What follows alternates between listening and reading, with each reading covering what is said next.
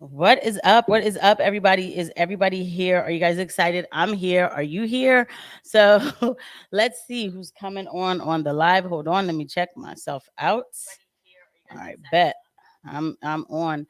Uh, Okay. I didn't, you know what? I didn't really even promote this that much on Twitter, so I'm going to do that too. What's up, everybody? Welcome to Bring the Asteroid. Today, we are going to bring the asteroid because this week, the last like 24 to 48 hours has been nothing but like it feels like a meteor shower we were getting. So, why not talk about it? Like, we definitely are going to talk about it today. We already know what I'm talking about. You guys seen the thumbnail, so you guys know the big deal, the main topic, right? And then we'll get into some other topics too, some culture topics, of course. We're gonna have a good time tonight bringing the asteroid, and never fear. So today I am kind of flying solo without Matt and Justin for now. What's up, Gr? Actually, let me send them the invite too because you know what, they might need to come on, but I am not solo. I actually have a guest. We're gonna get to know him first, and then we'll go from there. All right. So I'm gonna bring him up. What is up, Red? What's up, Divisive? Tell No, the people please. who you are. Thank you for coming through, Tim. Hey, not a problem at all. Thanks for having me. We're gonna have a great conversation tonight. I'm looking forward to it. But yeah, tell the people just a little bit about yourself, like, you know, where they can find you, and the usual stuff. Yeah, so my name's Red Huxley, and I do a show called Divisive Content.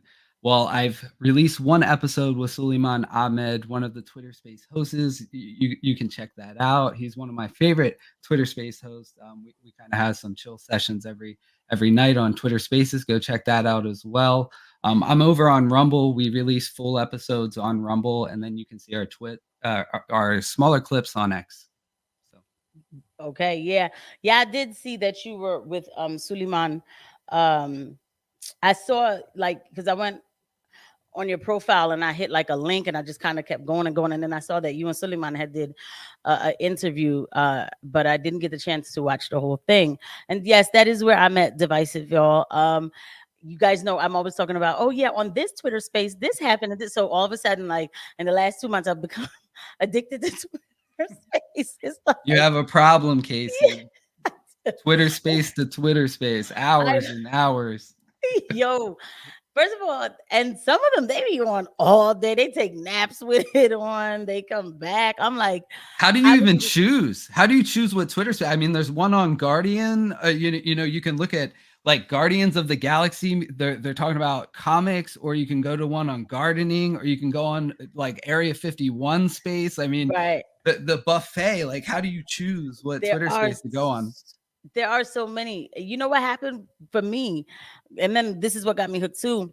The particular one that we're on is so I call them Khaleesi spaces because she's always the host, and they were talking about the trans something trans, and she allowed me to come on and talk, and I was like, let me just request the mic, and she actually allowed me to come on and talk. I was like, oh shoot, and then kept me on for a while, and then I kept going back, and then this is how I meet people, and then that's how uh Divisive I met. So what happened was, I think what happened, somebody asked, like, how come people are like, making videos about women, and the particular person who asked this, she really just wanted to know. She wasn't saying like people were doing something wrong, and then you started coming with the facts, like, because 80% of this, and you was just like hitting. I'm like, damn. Like, you know you were killing it on that space. I was just like, I can't even disagree with him, you know so Yeah, well, I really appreciate that. The only reason I want to talk on these subjects is because I feel like it's kind of my responsibility. Men of my age group, we got to be that generation that's on the line, right? Like we got to grow up outside, but we still came up with the technology. And hmm I think that adds like a level of responsibility for us, for these younger guys that grew up with an iPad in their hand. We have to talk to them and tell them about some of our experiences, and be positive male masculine role models for those guys, because there hasn't been a lot for them to look up to for a long time. And it right. is sad. So I do try to talk about that issue in spaces as much as possible. And you definitely, like I said, you definitely killed it when you were talking about it, because you didn't just talk about it from uh, like some opinionated standpoint. You were coming with percentages about stuff. Like when you said, I can't remember exactly what it was. You were saying like 80% of males are, at a certain age bracket, were still virgins. And can you repeat that? Just because that was the one that made me like, what? Like, yeah. Yeah, so 1 in 3 men that are under the age of 30 are either virgins or haven't had sex in the last year, and this is a common statistics that's talked about in the red pill, and there's even more, like, frightening statistics than that, like, the amount of guys who identify as black pill or MGTOW, which means they never plan on settling down and having wives or even taking relationships seriously, is continuing to grow, and it's a response to like the feminist gynocentric society we've lived in the West for a long time, where these Mhm. men have been, growing up in this society that kind of kicks them down. And we need people to talk about this, and we need people out there that can say, hey, look, here's an alternative point of view. Why don't you get married with someone who's going to be a good match for you, build a life together, go through challenges together, which will make you stronger in your relationship because you go through things together. And that's what builds a relationships, is trials and tribulations. And Right. this perspective isn't even being put out there. And in fact, we have a society that scares people away from marriage. It scares people away from having kids. And I just hope we can change the direction and steer the society just a little bit. I don't think I can fix society myself, but if we can talk about this in an honest way, if we could move the needle just 10 to 30%, it would make a huge difference. Right. Right.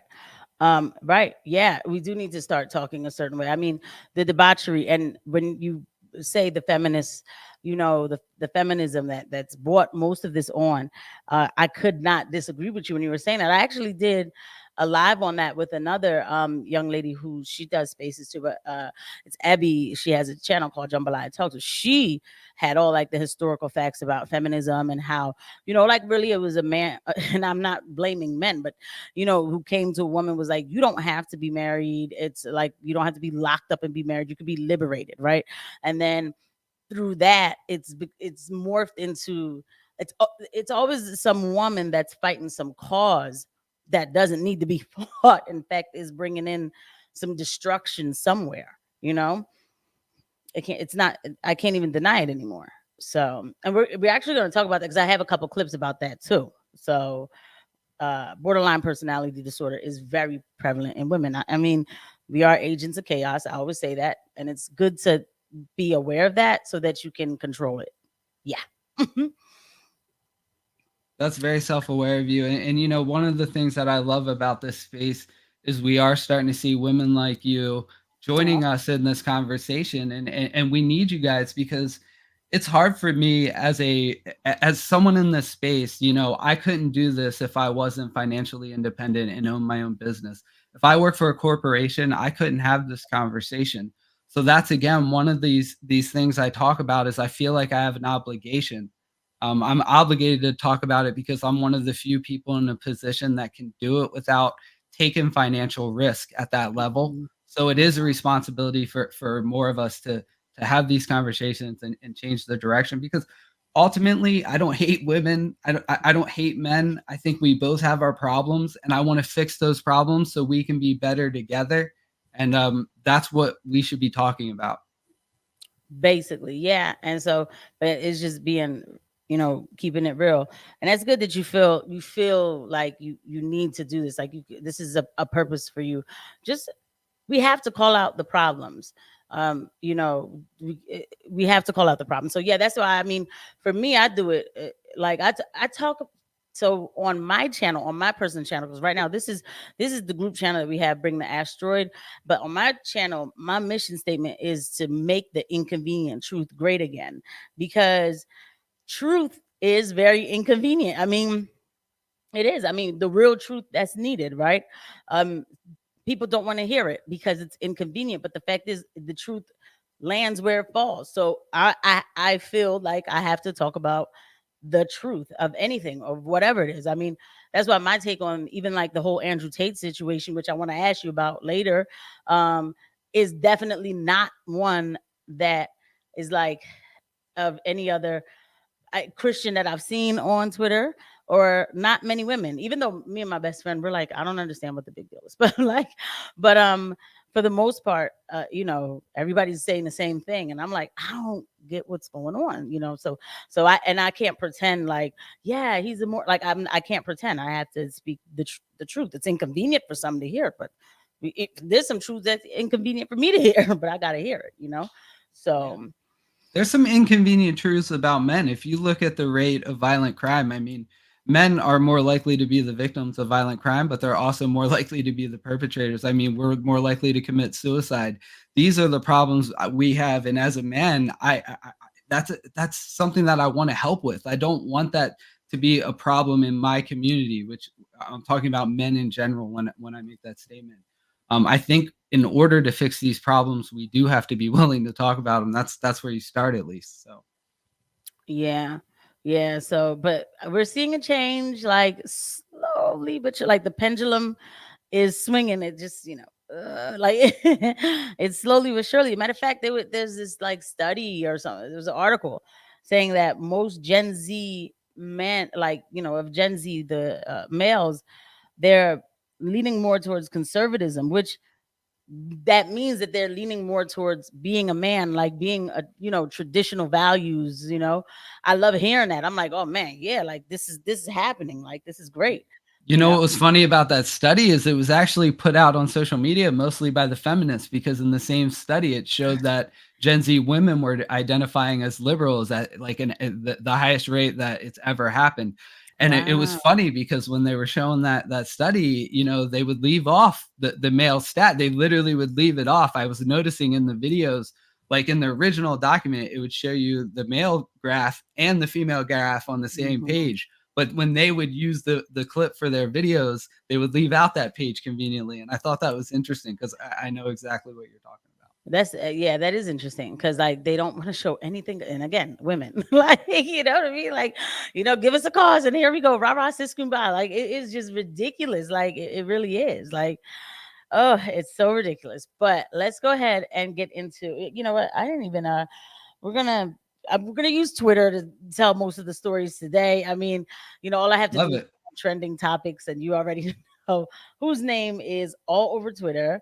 I've seen you commenting on some stuff too. Let me hurry up and go to the home because okay, yeah, I've seen you commenting on some stuff too on Twitter. Basically talking about what happened. Oh, Governor DeSantis is trending. Anyway, that's weird that Trump isn't like his name. I'm shocked his name isn't just there. But So, okay. someone pointed out on there was a big Mario space that I just came from before I jumped on with you, and Uh someone huh. pointed out that the company that Elon Musk is using, the third company party that he's using to monitor for the advertisers, basically to help build the keywords and the auto moderation tools, that Mm-hmm. Trump is still a negative term in that Yep. algorithm. So I'll be surprised if it can be trending right now. That'd be and interesting to and find out. it said trending under his name, but it's not it's weird. Yesterday everything was like it was him, and I'm not shocked though. I saw that same tweet too. I think I retweeted it. I'm not shocked, and this is getting tired. Like it's just it's getting tired. But hold on, did I place it? All right, cool, we're on. So I'm gonna go ahead and kind of just I just went to his page because and there it is. You know what I mean? So there it is. So 209 million. okay, like dog. I wonder if he's going to get an X ad revenue check for his mugshot. Wouldn't that be something? Okay, he deserves it. I mean, I couldn't believe it. So, what's up, Gap After Dark? What is up?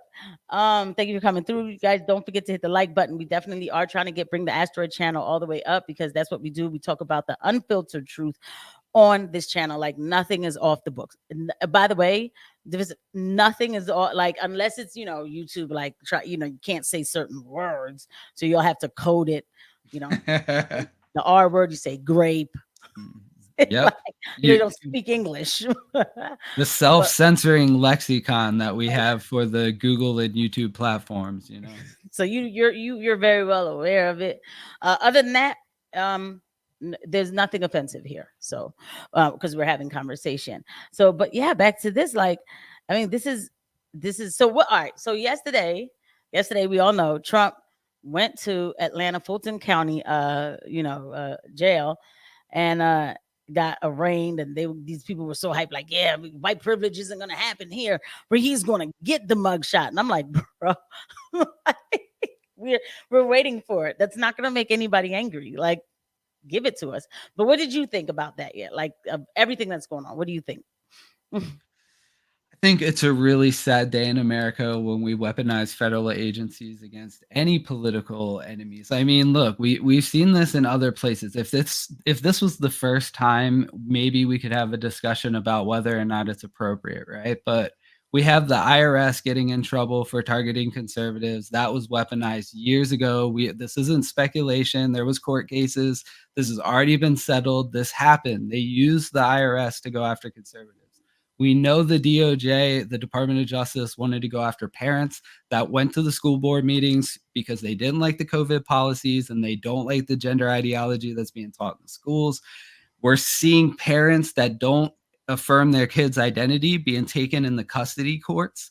I mean, there is if you're a person of faith or a person of a certain political persuasion, you are under threat. I mean, even the leader of a certain political party is being indicted and they want to put him in jail for like 700 years or Hmm. something if he was made guilty of all of his charges.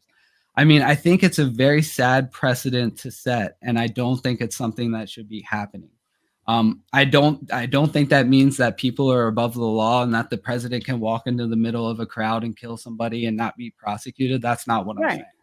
What I'm saying is you have to balance out the situation with the potential harm. And I think this is causing a lot of harm to the reputation of the United States to the point that it's almost a national security issue. And that's why I don't think it should be happening at all. And it makes us look really weak to our enemies. We shouldn't be looking weak right now when we're sending money to a proxy war in Eastern Europe. That's not something we should be doing. Absolutely. I mean, you really hit all the points too. You do.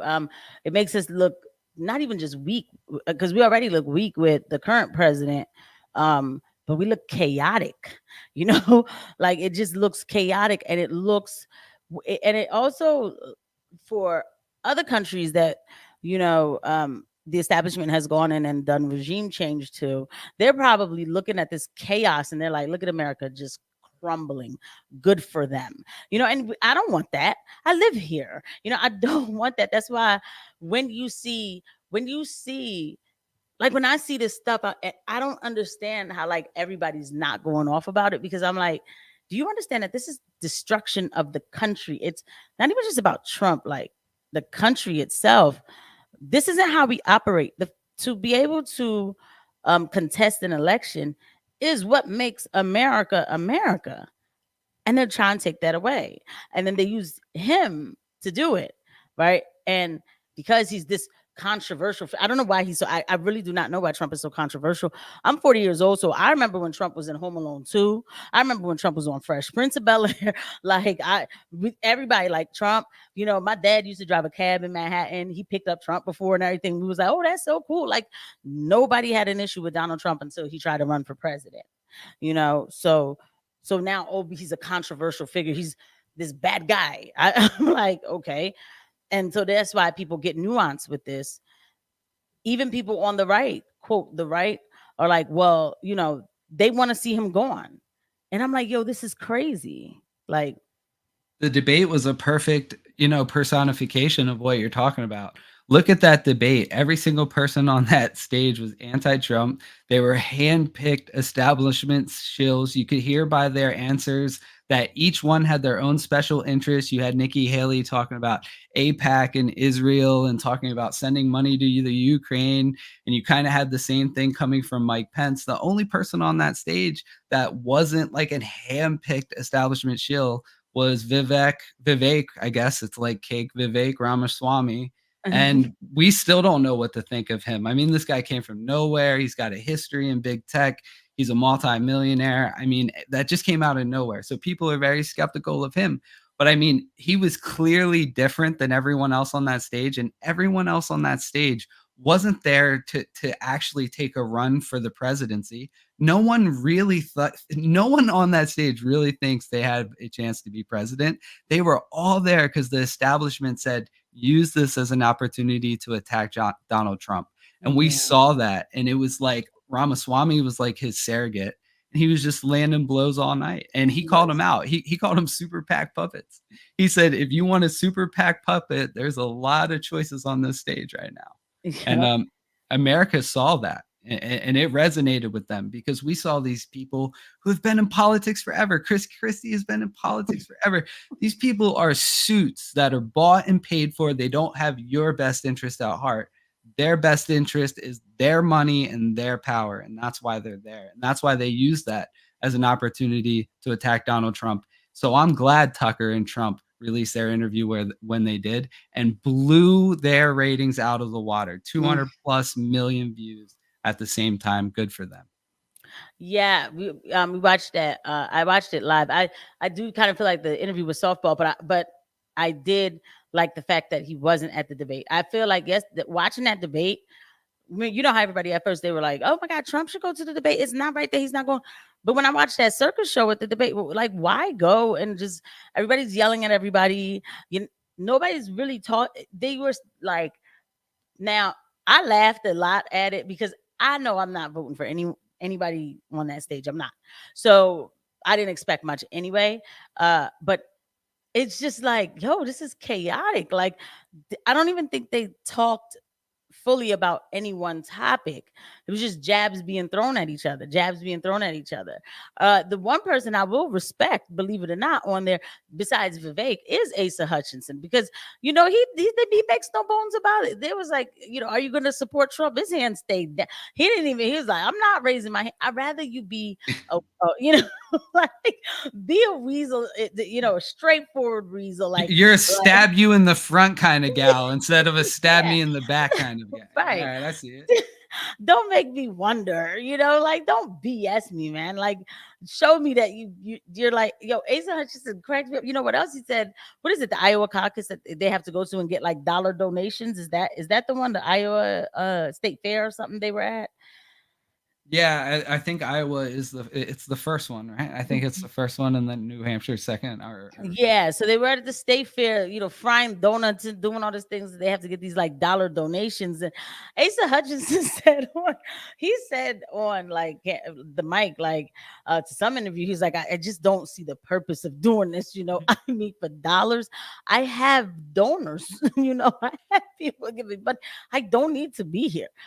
They're like, oh, these are the people you want to represent, but you don't want to meet them. It's just like we hate You know you, you know what made me really sad about that debate? When they brought up climate change, that's supposedly a room full of Republicans, right? And then right? Vivek is like, "This is all crap. It's meant to control you. It's not real. I mean, climate change is real, but it's not there's no like concise proof that it's because of human intervention in the environment. You're looking at a very small sample size. No one can refute that. Like that's like one of the death nails in the climate debate, right? Like if Right. you're gonna look at the last 100 years of climate, considering we have structures that go back to 8,000 BC, Right. it's kind of very stupid. Like it's stupid on its face. And Right. he was pointing that out, and you got a room full of supposed like Republican voters. And usually climate change, man-made climate change, is like not something that the Republican Party embraces. And you had Right.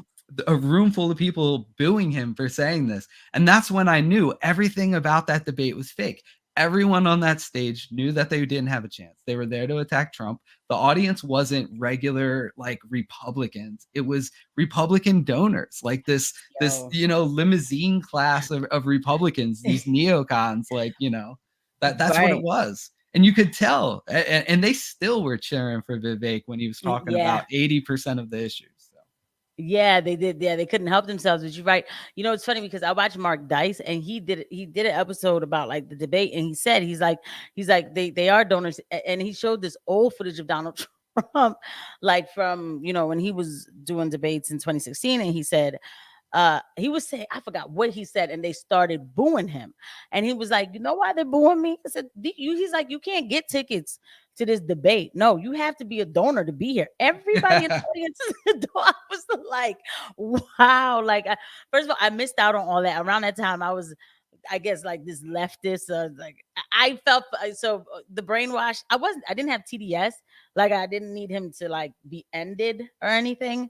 And by 2018, I kind of was like, why are they still trying to impeach? Like or talking about getting rid of. He's our president. Like get over it, guys. Like, just get somebody to run for president. I came on the Trump train, like really for me, and I do call it that. I do call it the Trump train for me in 2020 because of the way he handled COVID. And it's funny because that's a reason why all of a sudden, I don't know, like there's a lot of conservatives who say they don't trust him because of the way he handled COVID. But me as a nurse watching him handling COVID, I was like, I kind of like this guy. So um I'll get back to that. But yeah, and then in the debate, Nikki Haley said something. Now I will give it to her that she handled the abortion question kind of good, kind of.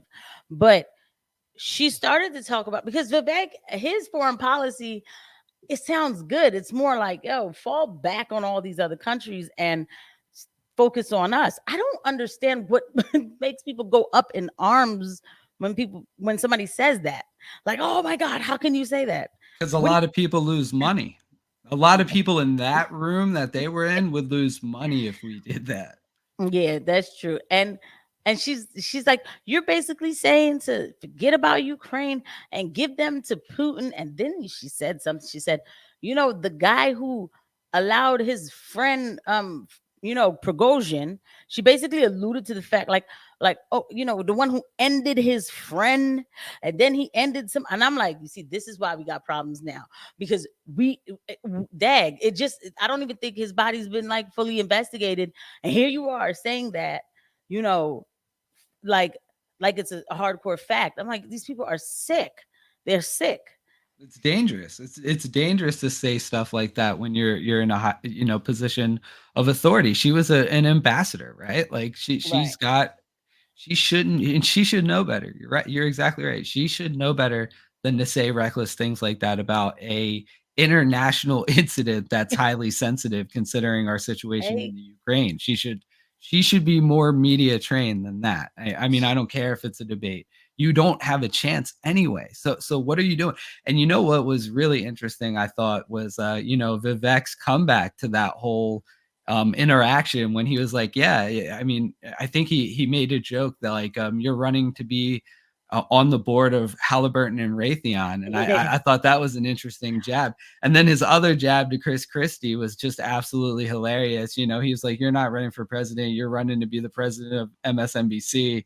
And I thought that was good too. He had a whole list of he was one-liners. funny. Vivek came to fight. He woke up and chose violence. He knew that nobody knew who he was. The establishment doesn't like him at all. I've seen the mainstream papers attacking him relentlessly lately, and I think it's just because he has been so strong in his support of Trump.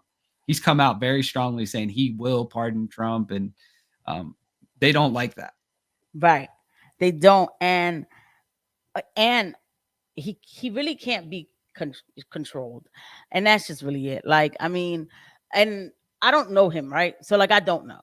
So we don't know what happens when you get in there.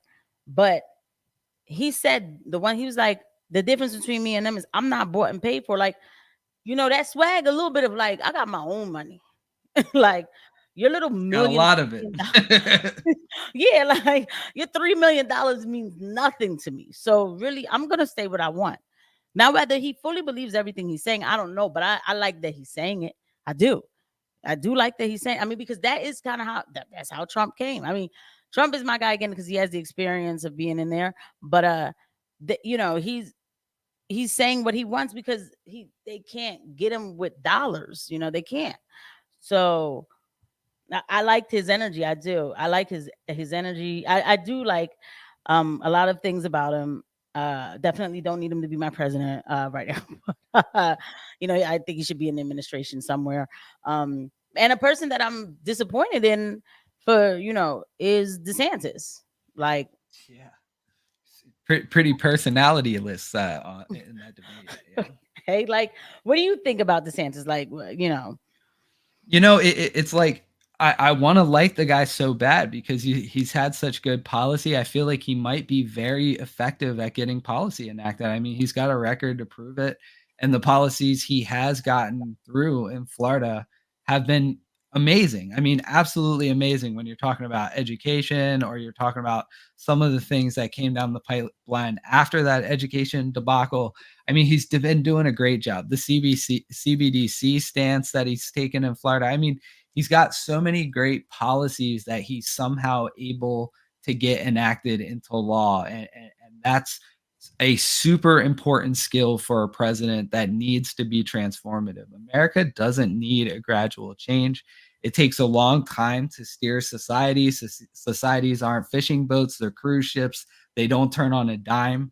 But we do need someone to come in and just turn that wheel as hard as possible because we are not going down a good path. And I think everyone feels it. The world feels it, whether you're talking about the civil unrest geopolitically, whether you're talking about our domestic issues, whether you're talking about just the circus of what's going on with Trump and Hunter Biden. Everybody's getting arrested. I mean, if they went after all the guys on the Epstein client list and arrested everyone else that's under investigation in our government right now, there would right, be no one left. right. We would have a crisis. So I hope they do something about that. I mean, yeah. So I guess for me, like, for me, I'm a little. How do I explain it? I'm more of a. He's giving me that awakened feeling that I guess that red pill or whatever feeling, because I'm finding out things about him that really give me great pause. Like and I talk about it often. You know, his stance on he boycotted, excuse me, he sanctioned Unilever in Florida because they were boycotting Israel. And I Mhm. have an absolute problem with that because I don't want you, that's a private company. If they didn't want to send their ice cream, because it was Unilever through Ben and Jerry's, right? And Ben and Jerry's was like, we don't want to send our ice cream to Israel because of the, this whole situation that's going on over there. And we Yeah. just don't like what's going on over there.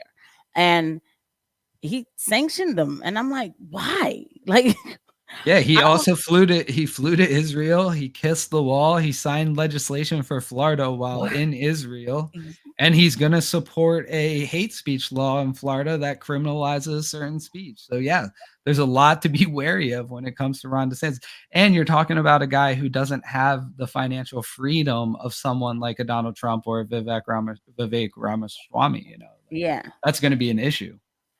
That's what. And so it's the little things sometimes that people do that make me. And I only say it's little because nobody will talk about it. Like, we're talking about it now, but not one person in the conservative space has brought this up, like, at all.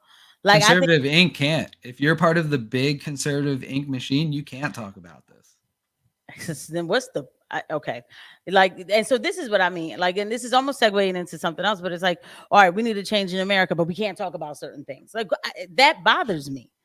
Like, that bothers me. We should talk about that. People should know that he censored people. Yeah, I saw the law that he signed for Florida.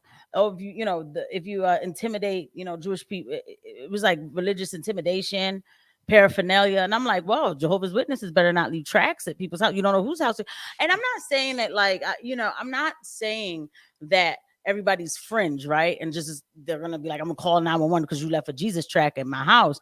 But I'm saying that this law gives them the right to do it, and that's where my problem is. Like, we're opening up doors that we don't need to open up.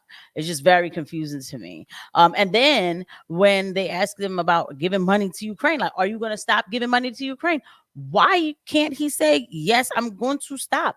No, he says, no, Europe just has to give more. We can't. Yo, it is. I every time I hear about another billion whatever package whatever that's going to Ukraine, I get really mad, and I have to contain myself because what am I going to do? Who am I going to go get mad at? But we have problems here. And then the Maui, like the citizens of Maui, $700. Here you go, it's a measly $700. What's that gonna do? I can't wait for the day people get mad. You know. Do you think they will though? I mean, this is the problem. I talked to a friend about this recently in a business call, and he said the scariest thing for me at my age. So I'm 35. I was on that line of technology, like I mentioned earlier. Uh huh. Um, I the one thing that is really hard for me to understand is we have a generation of people who were completely indoctrinated. They grew up with that iPad in their hand. They've already went all the way through high school and college, and now they are teachers. So we have the indoctrinating the next generation. And my friend in this business meeting brought this up and he said, "Look, it's so hard for you to understand because A, you can't even put yourself in the mindset of that Gen Z teacher of like their life experience of growing up with an iPad, and what's even weirder than that is imagine putting yourself in that person's shoes and understanding that most teachers are going to be Gen Z over the next couple of years because that's one of the most popular jobs that women graduating from college are going into. So you're Right. going to have 18 to 25-year-old women that I can't even relate to these people. Like I can't understand their life perspective. I Right. really can't. And it's so weird to me to think that that's going to be a problem over the next couple years, and that's why we are seeing the things we are seeing on TikTok when it comes to Right. the flags in the classrooms and the extremely radical Isn't that political insane? beliefs. Yeah. It's wild. It is absolutely insane. And then it just lets you know though that like, it just lets you know that progressives really, these are progressive policies. It's like that, and they played the long game, right? They were like, we're gonna plant these little seeds. Let's take out the prayer. That's offensive to somebody, to one person. So we'll take it out. Let's take this out. And now let's put this in. Let's make everybody feel special. We love LGBTQ. We're going to put that flag there. Black Lives Matter. That does nothing for black folk, right? We're going to do that there too. And it's all just a bunch of destruction of the country. And you're right. They are teaching the kids at a very young age to become like foot soldiers for this activism or whatever they call it, right? But foot soldiers of destruction of this country. It's crazy. And it's crazy for me because I know they're graduating now. Like there's probably I'd say 18 to 24-year-old teachers right now. It would be really hard for me to like relate to them and understand their mindset because I was on that age. I mean, I was lucky to have a cell phone when I was like a junior in high school, but it wasn't like it was in Nextel. It was like chirp chirp. Like people don't even know Yeah, I what that remember the joint. Yeah, is. Yeah, yeah. it was old school. Um Right. But it's like, what do you do? Yeah, those people, they're teachers now, and then these people with borderline personality disorder. And when I say that, that is not an excuse for their behavior. I want to be clear. That's not me saying like, so we need to find a way to deal with their mental health. No, put them away still, because they know right from wrong. They know what they're doing is wrong, but they want attention and they're going to do it anyway. Okay, and they're teaching. It's like the insane asylum has taken over and has poured out into society. I don't want to say I saw this coming because it probably was already happening when I started paying attention. I was working in psych and as a psych nurse, and the way they coddle people with this disorder, borderline personality disorder, and I don't want to like even like dumb you down, but like at all, like offend you at all, but like you know the disorder that I'm talking about, right? yeah. Okay, yeah. So, um, and it's just attention seeking behavior that levels up and constantly It levels up. becomes harmful, right? It becomes harmful when Yeah. attention-seeking behavior crosses that line into being destructive and harmful to the person's life. And there's a whole like there's a whole it's just not just a person, it's harmful to people around them. Everything is happening to them, constant cries of ending themselves, constant, I tried to end myself this way, I tried. And so as a nurse, I was told like, no, but you have to be careful how you approach them because you don't want them to have another episode.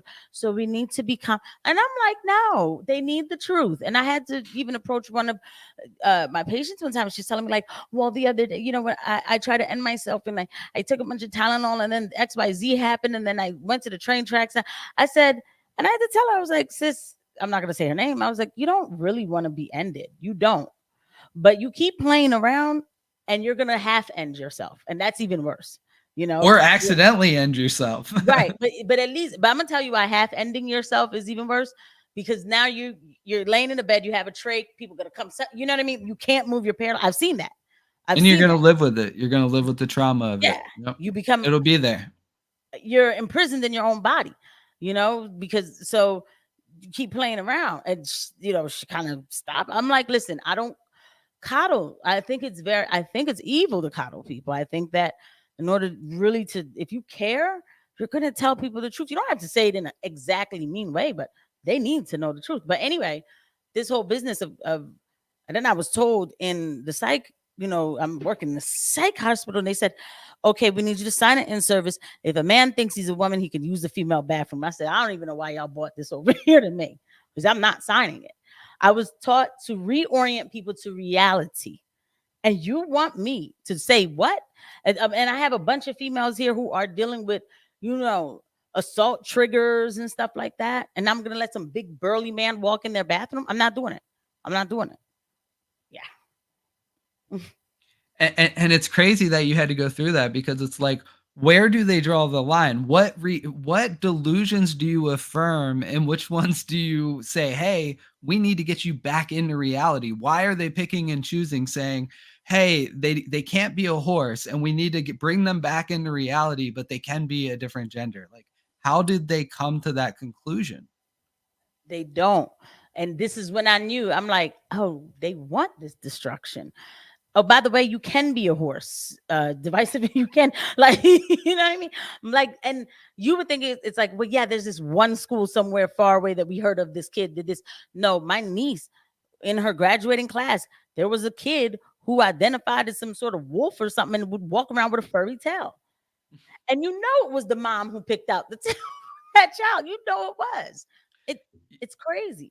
When you sent me the show notes, I looked into this a little bit and I came across some really interesting readings. I got like 3 really cool stories to tell you when we get into this a little All right, bit. cool. So let's look Yeah. at this clip. This particular clip, because now I want to see what It you got. goes with this one too, so Yeah, yup, it's I a good figured. segue. And this particular clip, this my post on this clip is actually, for like, it's kind of going viral. I don't know if that's what you want to call it. It's not really going viral, but it's funny because I used the word Munchausen by proxy, and then now it's trending. I feel like it's me, but whatever. Whatever. You see how women get like, it's because of me. I'm saving the world. Anyway, um, There was a show, I can't remember if it was on Netflix or not, but it was a limited series. It was like 4 1-hour episodes, and the whole idea was like this woman came back to her hometown, and uh, her mom had Munchausen by proxy, but I can't remember what it was. But it was really interesting. I know it was like a #1 show on Netflix when it came out for a while. this disease, this mental health disorder, Munchausen by proxy, it is something else, right? But again, lock them up. I don't, you know what I mean? Like, I don't care. So I'm gonna play the clip. But I had captioned the clip just for everybody here. Borderline personality disorder seems to be more prevalent in women. I know that it is, right? I know it is. Remember when women used to go to jail for poisoning their kids' cereal and say they had cancer for attention? Well, this is the same thing. Munchausen by proxy, and she needs to be jailed. So Billboard Chris had shared this clip, and so this mother's disgusting. So we're just gonna watch it. He's excited to be here. Marshall, do you want to do a week 4 on testosterone, boys? Week 4, the same. How are you feeling? The same. Any effects? Anything changing? Not really. Yeah. Any high points? Any good things?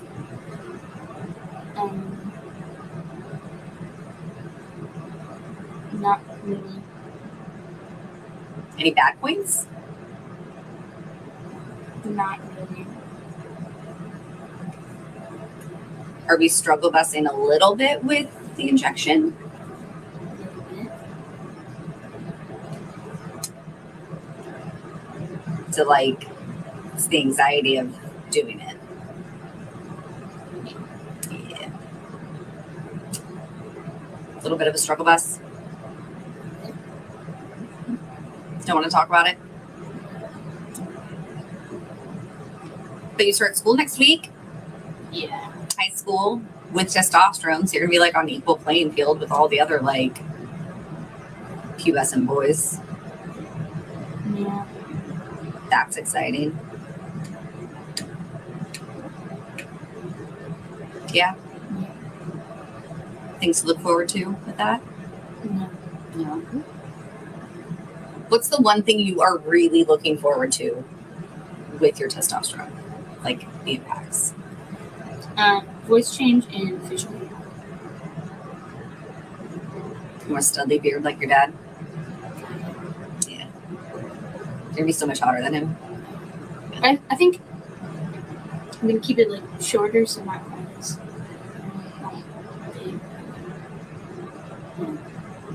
Cute stubbly, like a Not quite that short. Not like here.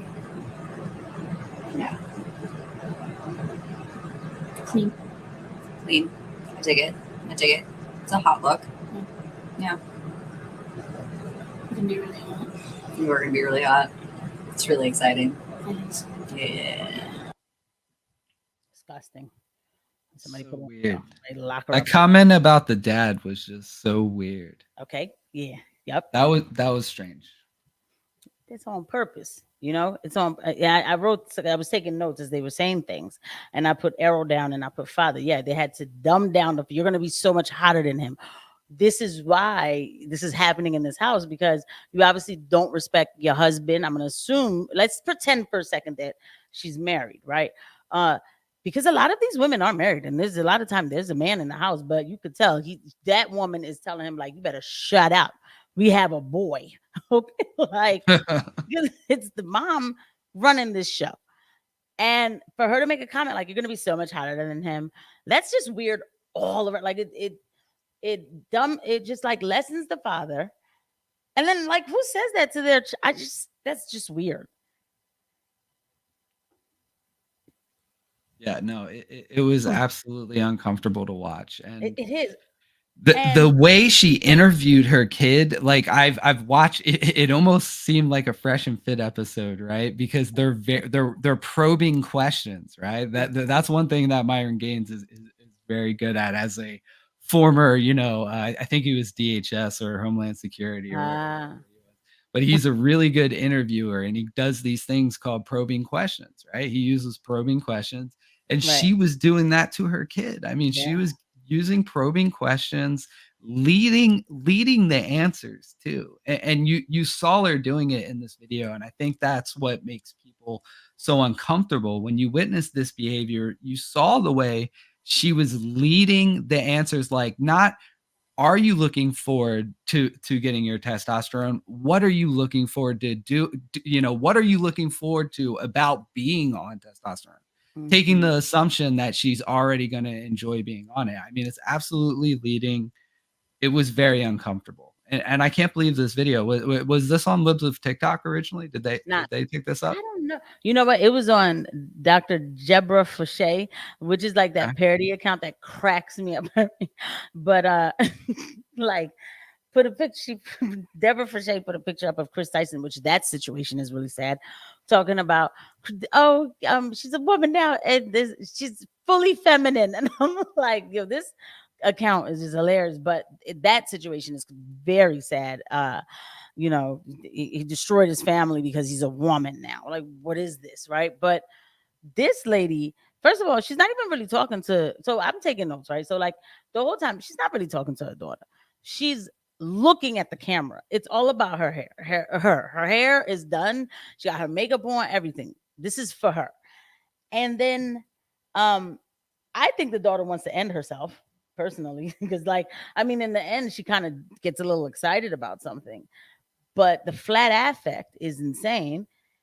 She's so loud about he's excited to be here. Then the girl she gets a little excited and she says something that's really, believe it or not, said to me, well, what are you looking forward to with the testosterone? Oh, the voice change. That's very sad to me because they don't understand. You can't get your beautiful feminine voice back again. You can't. This is not reversible. It it's not. And it's not a man's voice either. You get this weird ducky sounding voice. That's not what a man sounds like. It's just sad. No, it absolutely is. And when I was looking at your what you said for that video, it led me down a rabbit hole, and I took some of my own notes, and it led me to this term. I've never even heard it before, so it was a pretty deep rabbit hole. But I mean, this is a whole study of psychology called maternal filicide. This idea that women have either Munchausen by proxy or they abuse their children. I didn't know this, but before birth control, women, I mean, I won't say common, but it wasn't unheard of to have local stories of women who either, drowned their children or left their children in the woods. And we still, unfortunately, see this disgusting thing happening in society today where people will leave a baby in a dumpster. You'll see that news story where, someone leaves a baby in a dumpster or in a bathroom or in a gas station. And, I was taking notes on this and it got me into the rabbit hole. But one of the oldest stories, and this is one of the stories I was saving for you, is the story of Medea. Have you heard of this from Greek mythology? No, Medea? I'm listening. It's absolutely incredible. So in Greek mythology, Medea is a famous example of a woman who killed her children, right? And the reason she did it in the Greek myth was that it was revenge against her unfaithful husband. Her husband cheated, and she knew that the worst thing she could do, the most horrible thing she could do to hurt him, would be to kill his son, and that's what she did. And I was reading that and I was like, man, that is something very interesting. And this has gone on for a long time. Mary Ann Cotton in the 19th century, she was convicted of murdering her children, and it was all for insurance claims. So, I mean, this is like such an interesting and weird topic. What a weird, interesting thing. Right. I'm just pulling up the picture of this Medea. I bet somewhere she's probably praised. Yeah, she killed the son and the daughter, the king and the princess. Yeah, of course she did. Wow. So I'm gonna keep it very real about women. If I didn't serve God, like I would probably, and this is actually humans, right? Because then we answer to the flesh, and I'm not gonna give like all religious, but that's where it starts. That's the only thing that saves me, because I know I can be very manipulative because I know I could get away with a lot as a woman. And then we're told, like women are told, like, well, it's not easy being a woman. So hey, I mean, sometimes you can't take it anymore. So if the kids gotta die, they just have to like somebody will try to fix that argument for a female to make it be like it's not her fault. Women are lied to this way. I heard Dennis Prager say, he was like, young boys are told, calm down, you're too rambunctious, don't run around, you can be too violent. He was like, the problem is they never told women stop crying all the time. Like they never told, like little girls don't get told that. My father actually used to tell me that all. He couldn't stand, like, why are you crying now? Like, I don't know. But that is something like we have to pay attention to this, because now you have women. I mean, the fact even of like Roe versus Wade, right? That decision. Oh my God. Facebook doesn't allow people to talk about anything. That was the last topic on Facebook that they allowed or something because of, they had to get people riled up. And I saw so many women I know, so many smart women I know, like, oh, this is my body. And I'm like, y'all broads are over 40. Y'all not getting like, why are y'all getting like this, right? Like a lot of y'all aren't even trying to get pregnant. Y'all not worried about getting pregnant. And this is when even the one female liberal who she, tells me that This is going to be bad for black. It's a white liberal woman who was telling me, this is going to be bad for black women. They're not going to be able to do anything if they can't have abortions. I said it hits very different when a white woman is telling me that we need to kill black babies. Like, I I don't know. know. It's just like, why do you think that's okay to say? And it was just And that's what it was started as, right? Like, and that's the saddest part, is that women don't know this. They don't know that eugenics was targeted at the African American community. It was targeted at all the minority communities, and it was sold to women as some sort of injustice. And women do get emotionally manipulated by propaganda and marketing. This is something that's been highly studied. Yeah, it's uncomfortable to talk about, but it is something that we need to recognize, because we do have an issue, exactly like you said, of women will see a situation that they can emotionally connect to, and then they will run to the polls because of that issue. If they scare you by showing you one situation of a girl who was denied an abortion at a young age, that is going to galvanize a majority of women and turn them out to the polls, regardless of what the details of the situation are.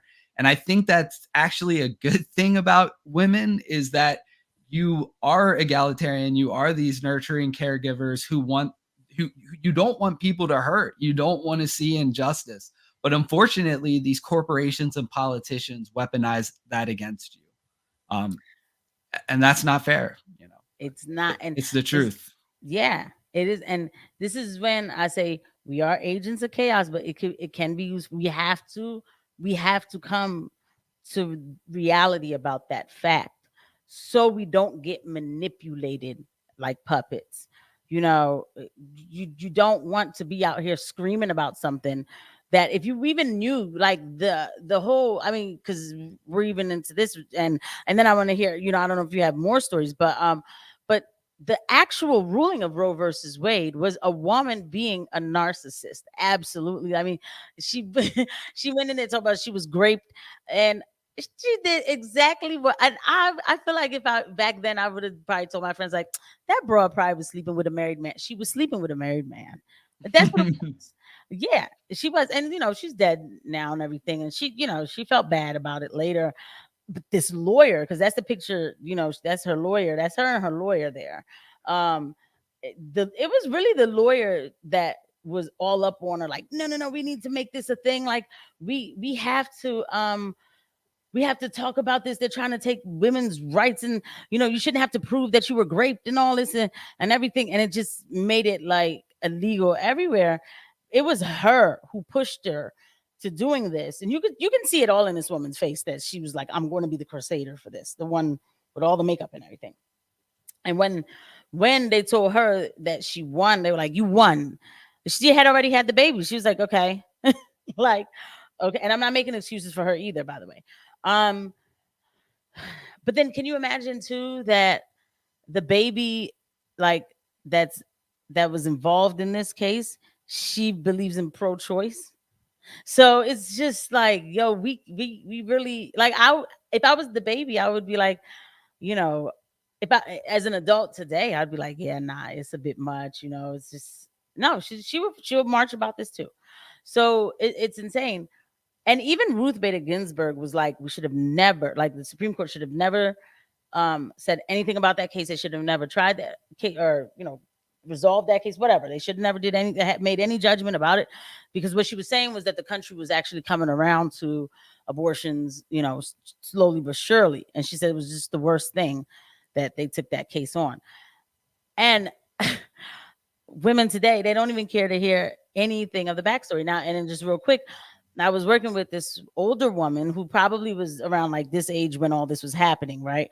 Doing the marching and everything. She's an old liberal, older liberal woman, and she's like, because it's not right, and she was telling me how it's not right, and so I was like, well, don't you think? I said it gives the people more power, actually, if you think about it, by bringing it back to the states. And she's like, well, we should all be doing the same thing. I said, well, you're looking at this from a standpoint of like, oh, we should all be doing the same thing, as in everybody gets to do it whenever they want, right? I said, what if you keep it at the federal level and you get a Republican president who says, well, now I'm just going to ban it. And it's even easier to ban. That's why you won it at the states. And this is why this country doesn't work. Now, me, I'm pro-life. So I'm not, but I'm kind of countering her. And she stopped for a second being hysterical. And she was like, you're absolutely right. Yet we have to stop throwing our arms up and be like, oh my God, it's not the end of the world. Let's at least assess the situation first before we say it's the end of the world. Because now these emotional votes that I've done, I'm, God, for crying out loud, I voted for Hillary in 2016 because they told me it was the right thing to do. After that, I was like, nobody will ever get me like that again. Okay, you're not going to get me like that. I'd rather be like, have no emotion than to move on important decisions with emotion. And voting is a very important one, you know. And a lot of women vote. That's why when John Fetterman, real quick, was on in Pennsylvania, when I saw that debate, first I was embarrassed, right? And my best friend was like, "Oh my God, this is crazy." But they kept talking. They kept trying to bring up the abortion thing. He's saying he's pro-choice. He's pro-choice. The man was running for senator. He has nothing to do with it. Okay, like he's running for federal senator. You know what I mean? Like he has nothing to do with it. And I said he's gonna win. I said he's just gonna be embarrassed and he's gonna win. And then there were women saying, "Well, I'm gonna vote for him because they're not taking away abortion." Why do y'all want to do this so bad? Like, and he has not. You don't. You want to do it so bad that you don't look at the facts. They just say abortion, like how high. Yeah, I use that example of Fetterman a lot, and you can really look at the voting data and see that middle-aged, liberal, unmarried white women were the ones that got him elected in Pennsylvania. And what's a shame about that is, I mean, this is a guy who lived with his parents into his mid 30s, like mid to late 30s. This isn't someone who's been productive his entire life. He's never really been a contributing member to society. And you can hate Mehmet Oz all you want, but this isn't a guy that you can look at and say, hey, he has no work ethic. I mean, the guy's done a lot in his life. So, I mean, I think part of the problem with that race was that Oz was a bad candidate for certain reasons in that state particularly. But I mean, gosh, it was just so sad that it came down to an abortion issue that really he had no control over. Neither one of them would have had control over. I wish we would have seen a different outcome. And when you extrapolate that problem that we saw in Pennsylvania to the national level, you can see why. I mean, I talk about this all the time and people are like, you're bashing women. I'm like, no, I'm looking at voting data and all the problems that we talk about in Twitter spaces, like gender ideology, critical race theory, social emotional learning. We have voting data that shows that the reason these things are in schools are because they were overwhelmingly supported by the liberal women that came out of college that became the teachers and the school board members. Mm-hmm. It's overwhelmingly women in these positions, and it was overwhelmingly women that voted to make these policies part of the curriculum and part of these corporate systems. It happens in corporations too. These drives for ESG in corporations are usually pushed by women. And it is going to be a problem if we can't have a conversation about it, because I know there's a lot of people like just pearly things that'll joke that women, repeal the 19th, women shouldn't vote. But I don't think no one's going to take that seriously. It turns off a lot of women from even entering the conversation. But we do have to have this conversation of, hey, look, these policies are really bad. They're causing a lot of damage to society. How do we have these conversations to make you understand those issues? And how do we prevent you from voting this way in the future? Not because we're trying to control your vote, but because we want to look at when we try things that are new. Feminism is a new thing. A lot of the things we are trying in 2023 as far as social policy, a lot of the things we did during COVID are experimental policies. These are things that haven't been tried and tested. Yeah. And if we get results that are negative, we have to be able to change course. And that's really important. We do have to have these talks. And it's funny, you bring up just pearly things, and I can't stand her tweets, not necessarily because of all of what she's saying, but because she's grifting off of it. And we need to have a real, I hate when people do this to a real discussion. We have to have a real discussion about how women are letting their emotions or whatever, their misery, because a lot of them are miserable who act like this too, by the way. They are. Yes, they are. Okay. And they're letting it destroy society. We must be able to talk about this, and not in a grifting manner. To me, I did say one time, I was like, I'm at the point where I'm ready to give up my right to vote because y'all getting on my, especially with the Fetterman thing, because I knew there was this one woman after the debate. Fetterman, the man has residual from a stroke, for crying out loud, right? And women were tweeting like, Oz was so mean. Look at Fetterman. At least he tried. And I said, y'all about to vote for this man because he's the little engine that could. But he doesn't understand the words that are coming out of your mouth. This is dangerous. This is a whole nother level of dangerous, right? And I watched a Disaffected podcast, and he was talking about, he talks about it all. He talks about it all.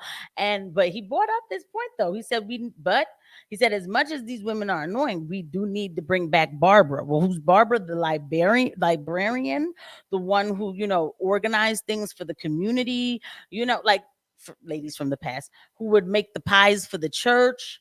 Yes, we do need to bring that back. We do need to bring that back because women are, we can lead the cause to something good, because look at Moms for Liberty, right? So we can galvanize to do goodness, but we need to stop being so narcissistic. Because I went to that summit, and outside of that summit, there's people protesting, and then they were trying to call me names. So I walked over and I'm like, what's up? Like, why don't we talk about this? Like, what's wrong? And women being narcissistic, oh, well, I'm just trying to save you from those women. A lot of jealousy too. They're never going to accept you. And my child is trans. My child is, you keep making this about you. We're talking about legislation. We're talking about legislation that's now saying, if you don't mutilate your kid, they're going to come and take your kid from you. Okay. They're in your living room, literally. Okay. That it's not about you. You want to do this to your kid, whatever. We're at the point now where they're saying that we all need to do this to our children, and y'all are fighting for that. And these are kids, and I don't understand. Yeah, we are motherly, right? So bring that back, because this isn't being motherly. I mean, hello. No, I mean, wow. No, I mean, that's powerful, and I feel your pain in this fight. And one of the things that really is inspiring, at least these conversations are happening on Twitter, they're happening on YouTube. Rumble's a great platform. We have free speech platforms finally where we can change the direction of all this. And we do it by coming together and giving people an example of another way. That's why, I didn't want to talk until I was in a position to live the things I was talking about. If I advocate marriage, I want to be married. If I talk about fitness, I want to be in shape. If I talk about anything that I talk about, I won't come on a show and talk about a topic that I don't feel comfortable, that I have enough knowledge to speak on it. And we need to be leaders in society and lead by example. And there's a lot of people doing that right now. And I think the future is going to be better because, like you said, there is that Gen Z majority of young men that see the damage that the other way that people have chosen have the damage it's caused in society, and they're deciding they don't want to go that way. These young men are becoming religious, they're hitting the gym, and it's a really good thing to see, and I hope we can encourage it in a healthy way. And we have to win back some of these guys that have given up. Like, that's one of my goals, talking on YouTube, being on Rumble, being in spaces, is these guys who are black pill, these guys who are MGTOW, that are like, oh, the dating marketplace is just so messed up in 2023. There's no hope. All these girls are on OnlyFans. Why even try? And I'm like, no, it's not the case, man. It's harder in 2023, but you can build a meaningful relationship if you're someone that's worth building a relationship with. We have to get you to the point where you're someone who is comfortable in your own skin. You have the things that people look for in a partner. And once you're there, you can find someone. It's not completely lost. Do not take the black pill. Come back and take the family pill. Have a family. Get involved in your community. Get involved in your church. Get involved in your local government, and help us build this country into something great again. A country with people that are strong, happy, healthy, and have values and live those values out. Yeah, man. I mean, and amen. That's really what it is. And they, not all the women are like. It's funny. I was at work today, and a very refreshing conversation I was having with a young woman who, she was like, "Yeah, I have traditional values. I'm conservative," and I mean, she's in her 20s, and I'm just like, oh. Like, this feels good. Like, oh, the little seed, you know what I mean? That's the little thing that's sprouting in this desert. I'm like, that's good, and yeah, of course it's not all of us. But now is the time for these conversations. Like, enough with the, and I'm even going to take it a quick step further.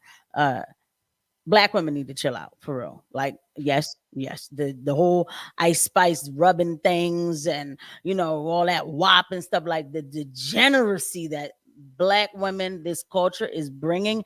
It is disgusting. Your grandmother wouldn't like this, like, come on. This is something, it has to stop. We weren't like this in the past.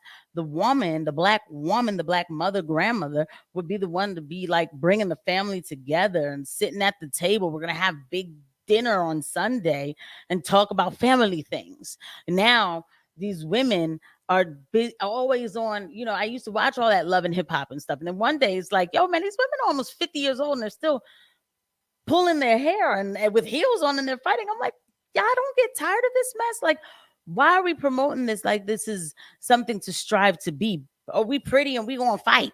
Like, I'm sick of it all. Burn it down. Let's start all over again. That's where I'm at with it.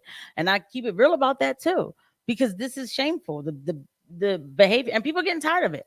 It's getting played out. It is. You can tell too. You kind of can tell, kind of. So I keep it real about that. But did you have any other stories? I know you gotta leave at 10:30, which would probably be around the time I'm gonna wrap this up too. But did you have any other stories that you looked into and found out? Anything you want to share? Like, you could, if you have anything else that you wanted to share on the DM, I could pull it up here.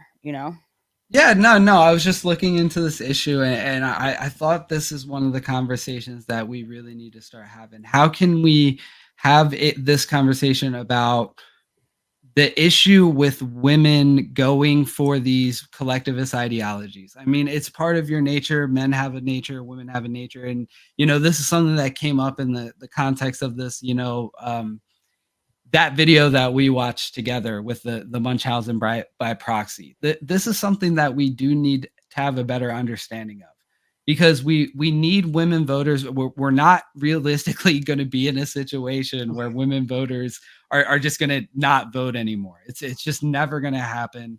So we need to make sure that if you are going to be voting, if you're going to be participating in the system, that you're mentally fortified against propaganda is the way I will put it. And it's going to take women like you and all the shows that are out there right now, whether it's on Twitter or Rumble or YouTube, that are trying to reach out to women and say, hey, look, the degeneracy in society isn't helpful. It's not going to be good for you long term. Let me tell you why, and let me show you an alternative path. I'm not telling you to take this path, but let's at least have a conversation about what that path looks like and why it's different than the path that we have now. Bring back morality is bringing back morality is something that we need to do. And I think one of the most important ways that we do this is look at how we got here and reverse engineer the systems that got us here, right, Casey? The reason we got here is exactly what you pointed out. Cardi B, the whole situation with people getting shot, and we're going to follow the court case for 2 weeks. And we call it the culture, but really it's just degeneracy in the music and in the media, whether it's the online personalities or it's the Netflix shows. And this is coming across cultural lines now, because I'll tell you what, the Black community sets the culture for everyone. When it comes to fashion, you guys set the culture for everyone. Yes. So it does spill over into everyone. And that's why we need to look at it and say, look, we need to have a society. Let's reverse engineer the things that they use to get us here, and let's do it better than them. Let's take over the culture. Andrew Breitbart said it best. Politics is downstream from culture. If we start fixing our cultural issues, a lot of our political issues will be fixed as a side effect, as an additional benefit, if you will. So that's something that I love to do. I love creating media. I'm willing to go on any of these podcasts and talk about these divisive issues, because I believe divisive issues create really interesting allies. Me and you are allies. Look at me and Khaleesi. That's someone I would never have met if it wasn't for X or Twitter. She's an extremely divisive person. And you see this with issues like the gender ideology thing, right? Take Dearborn, Michigan, for example, where Christian and Muslims came together in that community to get the books, the pornographic books out of their schools, to get the woke curriculum out of their schools. Divisive issues create amazingly diverse allies, and we need Right. allies in this fight. Exact. I'm trying to see if I could pull up. Yeah, never mind. It's not like I'm trying to use Twitter, like like this woke school board in Clinton Township of Michigan. This girl, she probably was like telling them about themselves. Some of these kids though, they are with their parents because the parents are waking up. Like the younger kids. There's a middle generation though that might be like, I don't know. It's gonna be a little harder with them, but I think like 10 years old, like 11 years old and down, they're gonna be pretty good because we're waking up. Like even I don't have children yet, but like my nieces and nephews, I definitely they know what I do. They know what I talk about. They know my political leanings, my cultural leanings, everything. Their mother's very conservative, even if she doesn't call herself that, but she just believes in traditional values, family values, all of that, right? So there is absolutely hope, and you're absolutely right. And it's funny what you said though about we set the culture to black community. You're absolutely right. They know it too, whoever they are, the people who are controlling the situation. Because you see this trans thing, black people really they don't like it. The normie black person does not like it because when I go on Instagram and I'll talk to like people in Philly and Instagram, when I'm telling them like, yo, they trying to take y'all rights this way and give it to trans, and they're like, what? They don't like it. But whoever is doing the ad propaganda for it, they knew they had to connect it to black. They knew they did, so it could look cool. Okay, and then if you don't like trans, we don't we don't only say that you're homophobic or whatever. We can now call you racist too. All of it. And so that's why I was trying to tell black people, stop letting them. You look at this, the whole thing, the George Floyd confusion, all these riots, all of this. Black Lives Matter used the organization stood on the backs of dead black men to raise a bunch of money to give to trans issues. Okay, they used these dead black people because whoa God, what was the boy's name? Tyrese. I forgot his name. Trayvon Martin. It was the other one. It was the other one in Chicago. He was running around with a fake pew pew. Jesus, but it looked real. Michael Brown. Nah, man, it was this young boy. It was a young boy. His name started with a T, Tyreek something. He was probably 12, but he was like walking up to people with this. It was fake, but you couldn't tell, right? And so somebody called the cops. Like, there's somebody running up on people with pew pews or whatever. So when the cop came, this kid pulled out like he was. I guess he called himself about to throw it out. You already know the cop. He doesn't have to. I'm gonna use my bionic eyes to like assess this in half a second. He pulled his piece out and he did what he had to do. Okay, it's sad. It's very sad because why is your child out there acting like that anyway? But whatever. I'm not gonna blame any of this on it. This is an older story, but Black Lives Matter came to all the right. They raised all this money and they didn't give the mom a single dollar. To this day, and she came out, she said they didn't do anything for me. Yeah, because they took the money for their trans situation. That's all it's about. We keep constantly allowing them to use us, these people, 3 women too. Again, Black Lives Matter. And let me tell you, when I saw their mission statement, this was definitely before I was a Republican. I still was all Marxist. It was all Marxist. First of all, when I seen 3 women doing something, I was like, I don't trust it. I've just always kind of been that way, like, I don't know. And then the way they were talking like her story, they don't say history, her story, stuff like that. And I'm like, I'm over here like, just say history. And then they said, we protect the black trans, the black woman, the black mother, the black queer. I said, oh, where's the black man? I like black men. How come then? I said, I don't want nothing to do with this. These women are doing something that doesn't feel right, And this was way before George Floyd. And then what? All of this that they did. The hood is still the hood. Candace Owens exposed it all, man. They brought, buy large mansions. Black Lives Matter. Yep. Black lesbian Marxists. Yep. So, it's just, I mean. You know what we need to do? We need to get the black community to come on board with like making like fashion and songs that just completely trash feminism and Marxism. If the black community could like make trashing Marxism and feminism cool in the music and in the style, like, oh man, that would just be excellent. We need to get a few of these like really anti-woke, rappers out there to just come out with their own anti-woke clothing lines and push these songs. Yeah, something like that needs to be done. I mean, it's not going to be anybody mainstream because the record label's not going to allow them to put They're out. not going to allow it. That's why you Yeah. have the Oliver, the Anthony Oliver guy, or Oliver Anthony guy that just blew up. He came from outside the system. I know Right. people are debating whether he was really outside the system, but he would have never been able to make that song that was a hit if he was in a record label. They just wouldn't have No. wanted to make that song. They just wouldn't have. Absolutely not. No, they don't. They want us to, just to dance to like, kush and alcohol and a bunch of, again, debauchery. You're right though. We do need to find, and even myself, like I'm trying to figure out, with especially with this, we're about to hit political season. We're going into it, right? And I'm not trying to knock on doors and say, hey, you. I'm learning it now, right? Yeah.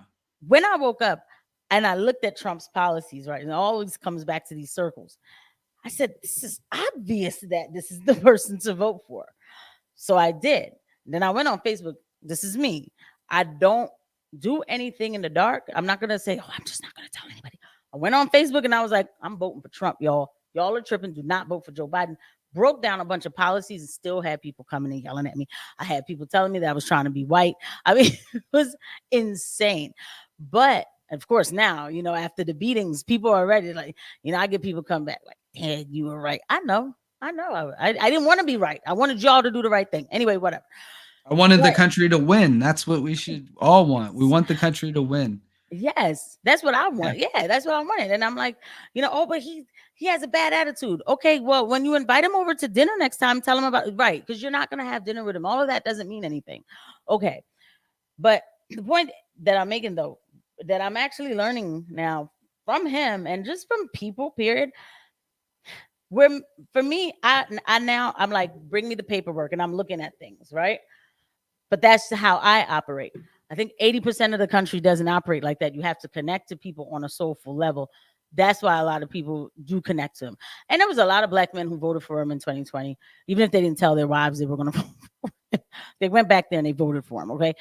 You have to connect with people. And that's the part I'm trying to figure out how to do, just on a calm with people. Not to say like, well, he's going to give us affordable energy and but just connect on a soulful level. Like, yo, are you trying to, do you want to live better? Do you want to have a little bit more money in your pockets and may be able to make some more decisions? You see how it is this way, and let's go back to what it was before, because we weren't struggling this hard. Even if there was a struggle, it was not like this. But I don't have to get into all the, well, he's going to write executive orders. And people don't want to hear all that. And so that's why when he goes on his rallies and he talks and he says a few words and people get excited. And then other people can't understand it. They're like, well, he sounds dumb. No, he doesn't sound dumb. He sounds like the common man. He's connecting.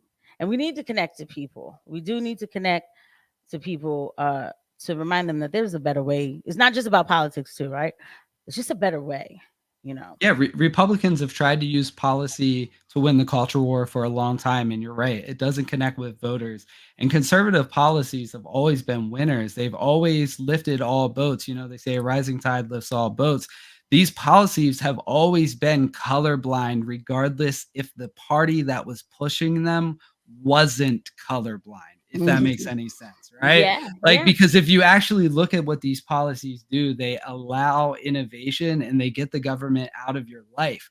So explaining this to people and saying, look, you're going to give up something. What are you giving up? The government isn't going to take care of you, but more importantly, they're not going to get in your way. Let me show you what that looks like when the government isn't in your way and they're not holding you down, and you actually have an equal playing field to anyone, because you're an American, not because you're a Black American or a minority American or a woman or a white man. It's because you're an American. You now have an opportunity to compete in a level playing field. And that's the dream we need to get back to. Right. And even real quick, just as an example, like even this, I get like the whole thing You have people, you'll tell them like there's no systemic racism. There's no policy that's written against you. And there's a part of me that has said like, y'all got to stop acting like somebody's out here to get you because nobody is. You can't connect to you. So the problem is with Republicans is the messaging. I had to step back, even myself. And I was like, wait, step back and understand. Because I am good at connecting, but I just get filled with information. I'm like, can't you see? They can't see because they can feel. So you don't tell them there's no systemic racism. You don't tell them you're dumb. That's not, now come listen to me. No, yes, there is systemic racism. The progressives have placed policies in your communities that allow criminals to run rampant and erase you. They're not dealing with it over there. They want to erase you. So that's how you flip. I'm like, you flip it back to like, I'm not going to tell you that this doesn't exist. You firmly believe it exists. Fine. Fine. So let me give you the examples of how it exists on a side that you keep putting back in the office. And that'll blow your mind. So that's the kind of connecting. I've realized like you can't tell people like you're wrong because it's not, then they won't hear past that. They get defensive and they won't listen to you. We do need to get people to listen. And I know we can do it though. I know we can. I feel the shift. I feel the shift. People are exhausted. And then the lies aren't holding up, culturally and politically. They're not holding up. People are tired. They want to know what's going on. I see random people who say it feels like something isn't right. They can feel it. So people feel. So let's get them to the right direction. So we're gonna do it though. We are. No, I think you're right. And one of the things we need to learn how to do, and this is something that I've been getting better at, is I've created a Discord. And like I said, reverse engineer the tactics that have got us here, the way that the left has used propaganda, the way they use things. Like think about some of the globalist memos they use, some of the grand designs. You'll hear people talk about them in conspiracy spaces like Agenda 21 or the Project for a New American Century. What we need to get better at is analyze these things, reverse engineer, and make our own. But why don't we have our own project for a new American century, which is very different than the one they've envisioned? Let's come up with our own project for a new global citizen. What does it mean to be a global citizen in 2023? It means that you're someone who's nationalistic because most countries right now, look at their leaders. Everyone's electing nationalistic leaders, Yeah. people that want to take care of their country first. But we all recognize that we live in a global economy where we're going to have to interact with each other. And I think like coming up with these ideas and using the techniques and the systems that have gotten us to the problems we're in now, our solutions also lie in those problems. We just have to reverse engineer our way out, become effective. We need to become the culture, and we're doing that right now. What we're doing in this interview, these conversations we're having publicly in spaces, this is all part of it. This is just wave one. The next wave is lawfare, and then we got to win some elections. So this is the way. This is the way. I am so excited. I'm not even gonna add to that. Like that right there is the perfect ending, the perfect message. We don't leave you guys with doom and gloom. We don't bring a bunch of problems and then just yell about them and be like, well, all right, guys, good night. Like, no, there's solutions to these problems where, people are thinking, and there's hope. There's always hope. This is not the first time things like this has happened in society before. And like you said, looking at other countries, they're getting nationalistic again too. And that's a beautiful thing. They're moving a different way, and we should lead that movement. We should be proud of our country, as in the people who live in this country, and what we want to do, and brand our country differently, not like what these other people are doing. So, and this is just amazing. I'm so excited that you came through. I'm so excited we streamed. I'm gonna clip these and like put them out. And if you want, like, I can send you the footage and stuff. So if you want to clip it and put it out too. But like I want people to see this. I want people to hear this and have it go viral. Or just have it reach as many people as possible, because this was very good. I'm excited that we did this. Yeah, thank you so much for having me. And this is the way that we're gonna build relationships again. We're gonna fix our country, and we're gonna do it together. And there is a lot to be optimistic about. At least we have platforms like X and Rumble where we can finally start making a difference. And if we do it together, we will win because God is King. God is King. Jesus is King. Yes. Stay true to yourself. So let's Yes. do it. And for y'all who might not have heard that because the mic was going out, he said, God is King, Jesus is King. That's beautiful. Yeah. It's absolutely beautiful. So if anything else you want to say, I'm annoyed. I don't have your link. I'm going to get you because are you even on YouTube? You're on Rumble, right? So I'm on YouTube, but we only put the clips from the full episodes here. We're on Rumble because the issues we talk about aren't Yeah. YouTube friendly. But we do put some clips on here every now and then. And you're going to All see right. a lot more stuff. I'll announce it on this live stream. I filmed like 8 episodes, but I've got a really crazy day job, so I have not got them all out. I've got the one out with Suleiman Ahmed, but we've interviewed Gideon Halper and we've got Jeff Younger. We've had a lot of really cool interviews with very divisive people, and I've got 3 interviews coming up in the next week that are really going to blow people away. I think I'm transitioning to interviewing more of the bigger Twitter X Spaces hosts, whatever you want to call it. Yeah. And it'll be nice to introduce some of these people that you've seen on the bigger spaces, but you maybe haven't seen them in video yet. So that's what I have coming up. And thank you so much for having me. I hope everyone has a great Friday night, man. Take it easy and, spend some time with your friends and family. Yep, the important things that matter in life.